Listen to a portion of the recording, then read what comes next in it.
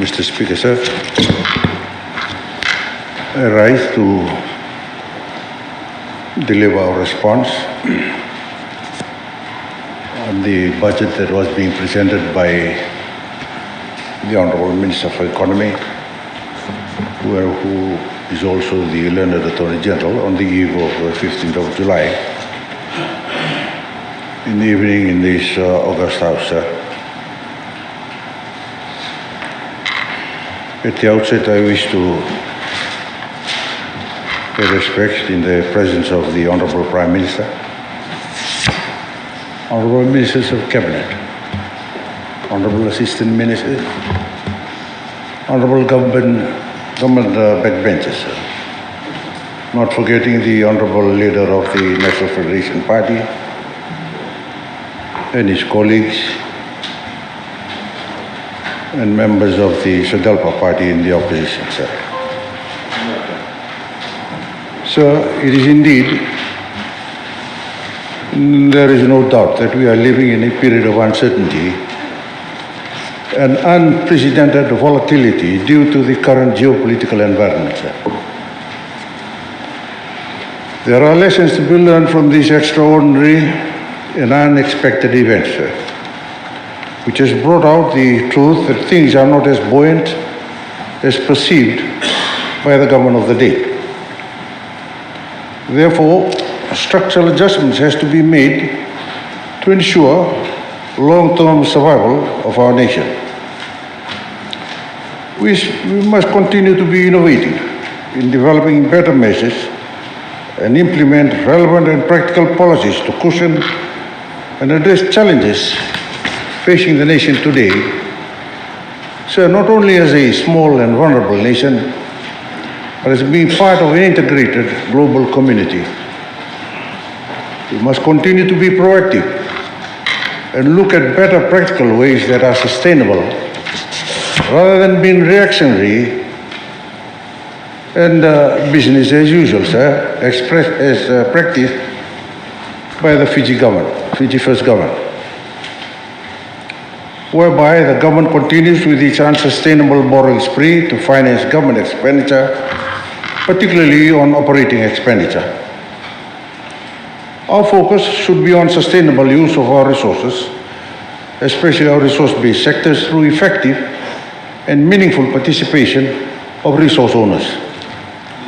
I will be revisiting the importance of participation of resource owners in the development of our resource-based sectors when discussing sectoral performance, sir.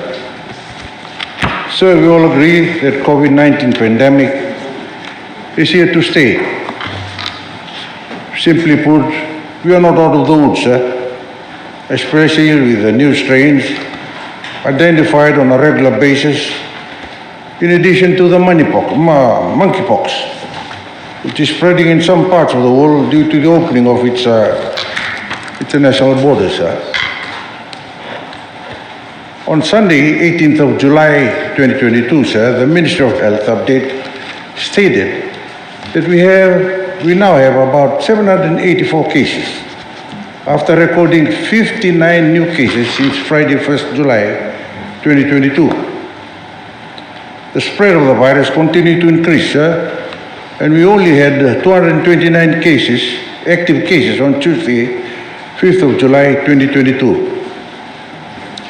So this is a testimony and confirmation that COVID-19 is here to stay. And in addition to other global and environmental challenges that we will continue to face.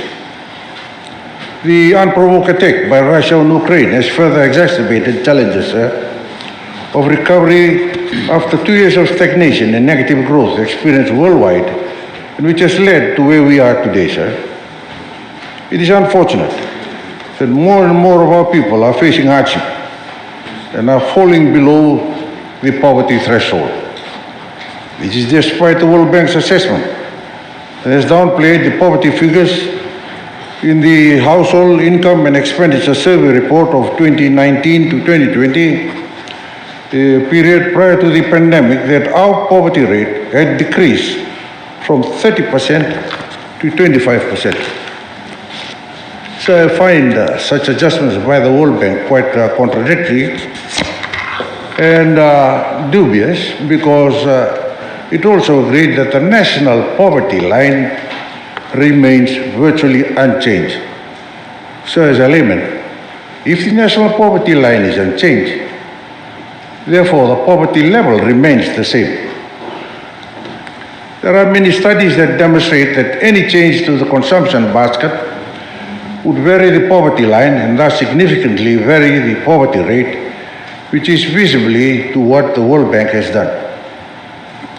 So a recent UN publication in 2017 has pointed out that inadequate data is a common problem, and the use of the same poverty definition by using different equivalent scales or using income rather than consumption can produce quite different results, both within and across the country. This is to some extent can also affect policy decisions, which we clearly see in the announcement of the revised budget on the 24th of March this year, which made bold statements rather than taking a more targeted approach in some of the key policy measures announced. The reduction of VAT on 2021 basic food items will only benefit the poor, will not only benefit the poor but the rich as well. At the same time, the increase of VAT on items such as footwear and textile will make it difficult for an average citizen to acquire such basic necessity. So I will elaborate on this later when discussing sources of government revenue. For me, sir, the real issue here is why the World Bank is making such an adjustment to follow international comparability when the more pressing issue is country-specific. Today, we can confidently say that more than 40% of our population are living in poverty, and an additional 20% are facing real hardship. Sir, Fiji will not be spared by the supply chain disruption and the increase in price of petroleum products.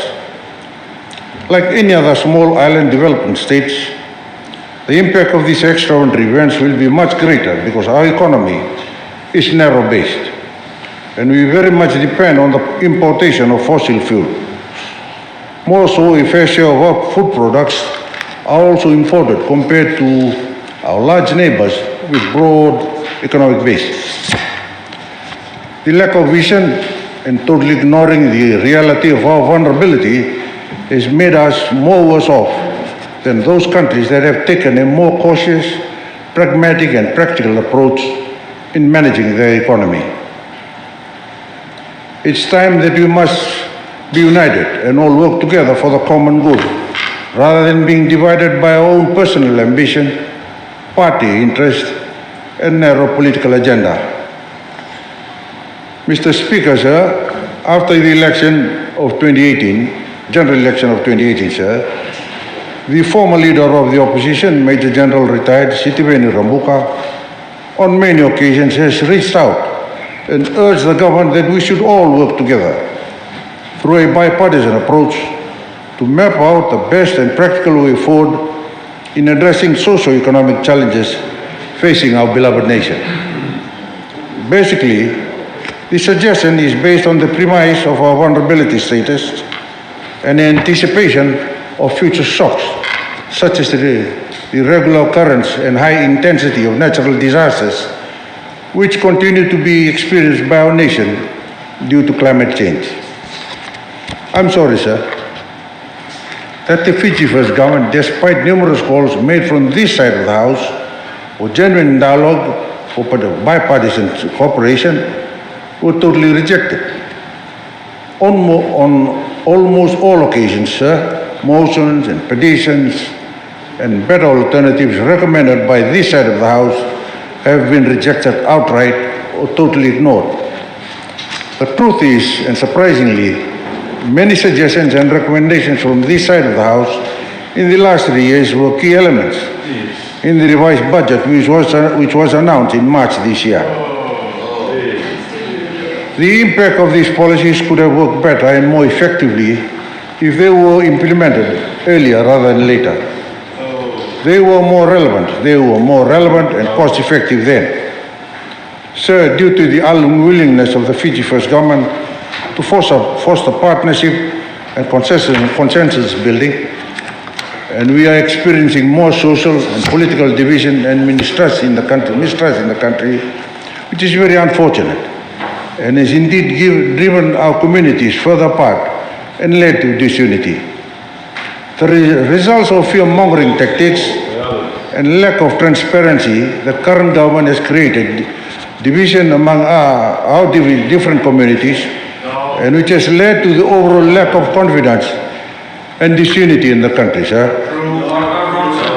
We must all continue to be proud and embrace the diversity within our multicultural and multiracial society, which should be considered as our strength in moving the nation forward rather than as a hurdle or stumbling block. Rather than embracing and promoting values and the richness of our diversity, the Fiji First government has tried to force cultural autonomy, integration and assimilation in our society, which will never work or be realized. How does autonomy and assimilation go together? Our different communities are very proud of their unique identity and heritage in our multiracial and multicultural society. We must all continue to value, embrace and recognize that our differences are our strength, and we must continue to nurture and build on them to have a united and cohesive society rather than one dominating the other or allow the philosophies in the sunset clause to determine our destiny. I say this because the few rich who are cronies of the government have become richer, while the majority of our citizens are suffering and left behind. This is very much inconsistent with the current government policy, which normally claims that no one should be left behind. This budget, Mr. Speaker, sir, as usual, is indeed very well articulated, convincing and full of promises which we know too well will not be realized at all. It's all about grand announcements rather than effective implementation. The reality of the matter, sir, announcement does not fully reflect what has been claimed or the reality on the ground. The reality on the ground is totally the opposite, sir. In essence, the Honorable Minister of Economy is trying to argue that something is not or probably basically faking the facts or twisting the truth. And this is the very reason I call all previous budget, particularly the revised budget, and this one as a smokescreen. All the budget presentations have been designed to disguise the real intention by quibbling with statistics to continue misleading the people of Fiji that everything is rosy, but the fact of the matter is that it is not so rosy. So on consultation, you will agree with me, Mr. Speaker, sir, that members of this side of the House represent almost 50% of those who voted in the last election, despite the fact that almost 30% of our registered voters did not cast their vote. The claim that this is the first time in history the Ministry of Economy traveled to the rural areas of Naiqama for budget consultation is absurd. The real intention of the travel to Naiqama is to campaign and drum up support from the people of the upcoming elections. Sir, genuine and regular consultation is a prerequisite to ensure that the need and interests of all citizens are taken on board in the formulation of laws and implementation of policies that will directly impact their daily lives and not just on the budget alone. We noted with interest the extensive consultation undertaken on the proposed 2022-2023 budget by the Honourable Minister of Economy personally, sir, rather than the officials from the ministry, particularly in the rural areas around the country. This is unprecedented, sir. Sir, the motive of such extensive and exhaustive consultation is well known because this is an election budget. On many occasions, matters of critical importance such as the passing of laws and the development of policies that have far-reaching implications and very limited consultations were undertaken with stakeholders prior to the approval in this August House or in the implementation of policies. It has been a norm and a common practice for the Bainimarama government to undertake consultation after laws have been passed or policy announcements made.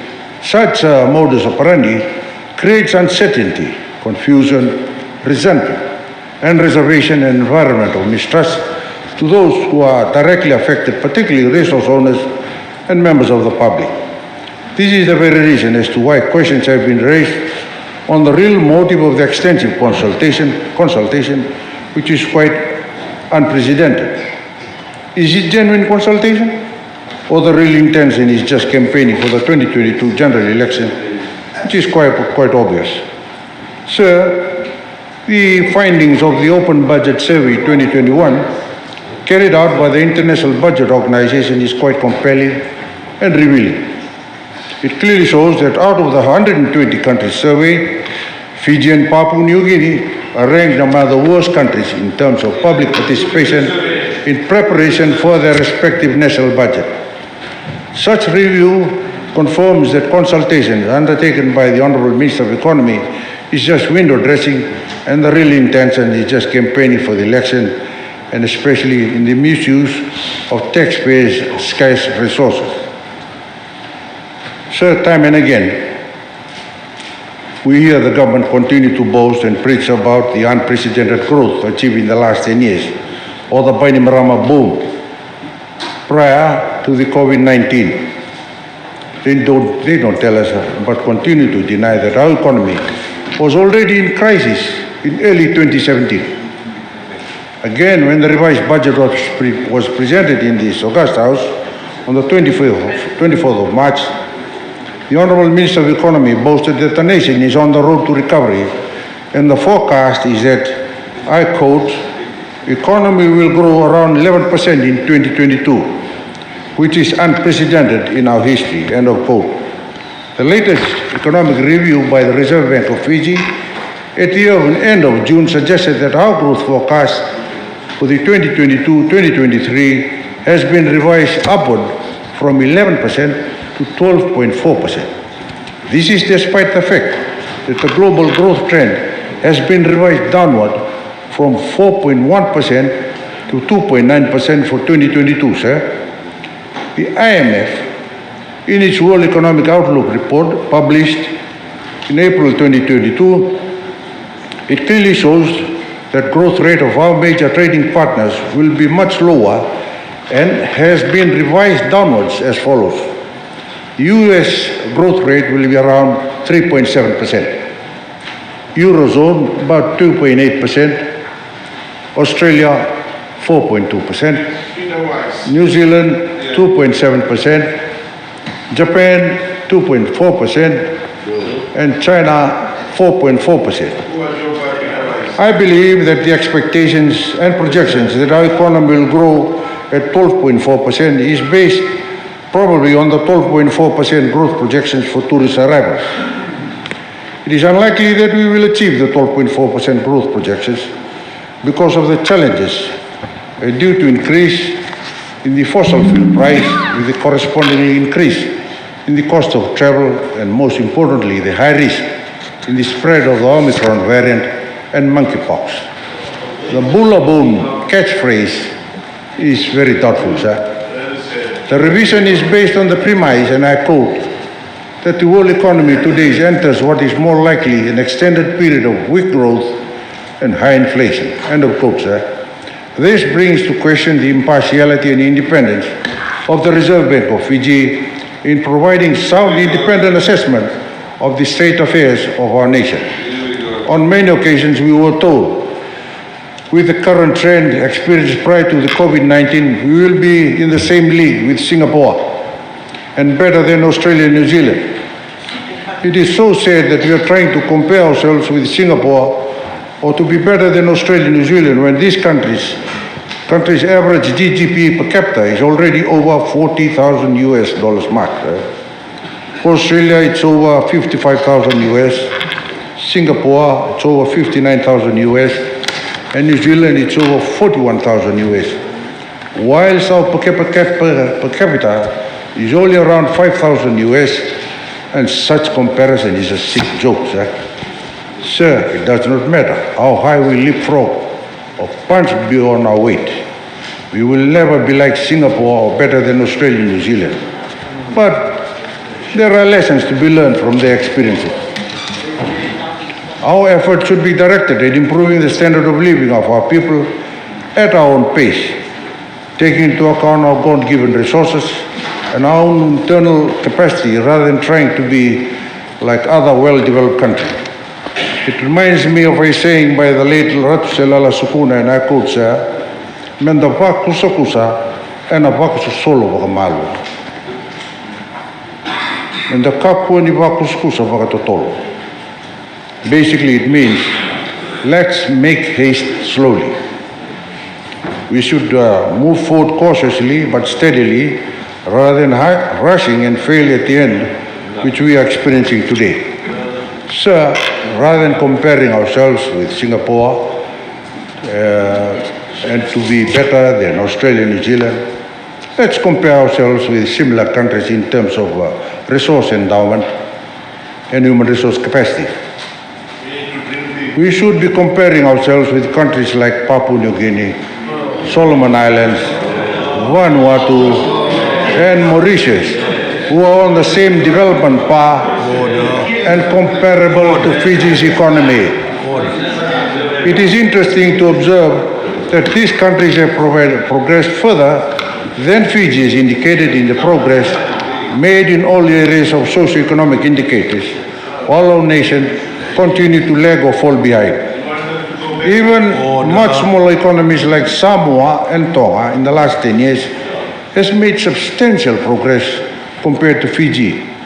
The growth rate in these countries, Papua New Guinea, Mauritius, Solomon Islands and Vanuatu for the period 2009 to 2019 were much better compared to Fiji because their respective governments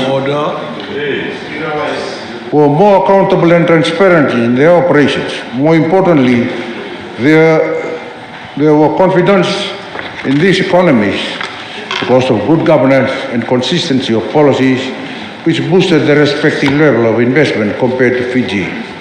The claim that there will be 11% unprecedented growth as announced by the Honourable Minister of Economy for this year, which has been further revised upward to 12.4%, is all wishful thinking and a straight-out lie which will not deceive the people of the nation again.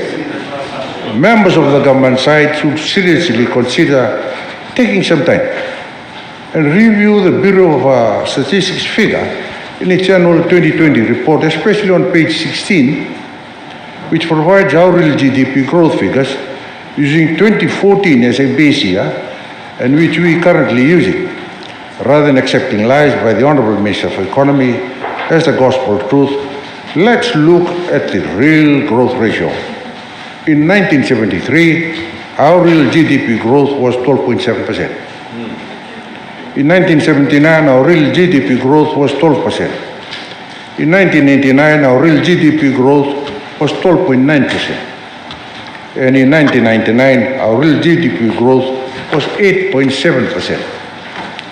Sir, the claim that we are going to achieve an unprecedented growth of 12.4% is not true and misleading because the global trend has been revised downward from 4.1% to 2.9%, which means we have to make these necessary structural adjustments since we very much depend on the importation of petroleum products and a fair share of our food items are also imported. In addition, we have to brace for the increase in imported inflation, which we are now currently experiencing, sir. Sir, our real GDP per capita in 2020, using the 2014 base, is only around $9,917.40, which is equivalent to around 5,000 US dollars, sir. Our per capita income, in fact, has declined from $12,099.50 in 2018 to $9,917.40 in 2020. This also implies that our purchasing power parity is also on a declining trend. On the claim that Fiji has experienced unprecedented growth in the last 10 years or so, prior to COVID-19 is a straight-out lie and quite deceiving. If we review our growth trends in a 10-year period, using the same data in the Bureau of Statistics report of 2020, it clearly shows that between 1971 and 1980, our real growth rate was 4.85%. Between 1981 and 1990, our real growth rate was 2.46%. Between 1991 and 2000, our real growth rate was 2.44%. Between 2001 and 2010, our real growth rate was 1.36%. And whilst our growth rate between 2011 to 2020 was only around 3.18%. Sir, where is the unprecedented growth and the Bainimarama boom, as normally claimed by the Bainimarama government, when our growth performance were much better in the 70s? They were totally better off in the 70s, and with that had a growth rate of 4.5%. Even if we take a 5-year growth period, the highest growth rate experienced in the country was between 1971 and 1975, with a growth rate of 5.36%, followed by 4.08% for the period 1986 to 1990, and only 3.64% for the period 2011 to 2015. In view of these compelling facts, as clearly reflected in the figures provided by the Bureau of Stats, I urge members of the government side to take some time to confirm the Honourable Minister of Economy, since he continues to distort information and mislead the nation. Sir, as I said earlier, it is more practical and realistic to compare ourselves with similar countries rather than Singapore, Australia, and New Zealand. Sir, before giving a broad overview of the budget allowance, I would like to congratulate the Minister of Economy, who is unprecedented and marathon 2.5 hours in his budget address. It is unfortunate. He spent more than 60% of the time in giving a lecture full of praising and campaigning to the people of Fiji. The claim that 2022 and 2023 budget is about the welfare of all people in Fiji is a joke. We cannot deny the fact that the truth that this is an electioneering budget and it's all about buying votes. Sir, order. I'm sorry that I have to deviate away from analyzing the budget figures at this point in time, because I'm compelled to do so due to the numerous uncalled and childish accusations throughout his address. This is the Honourable Minister of Economy, and whereby he continues to play the blame game when things don't go right. He either blames previous governments or some extraordinary events such as natural disasters, a pandemic or global events for government's failure. The truth of the matter is that the government, in particular the Honourable Prime Minister and his Honourable Minister of Economy, have been in power for almost 16 years. Therefore, they should take the bull by the horn and address issues rationally with clear vision rather than just putting the blame on somebody else. However,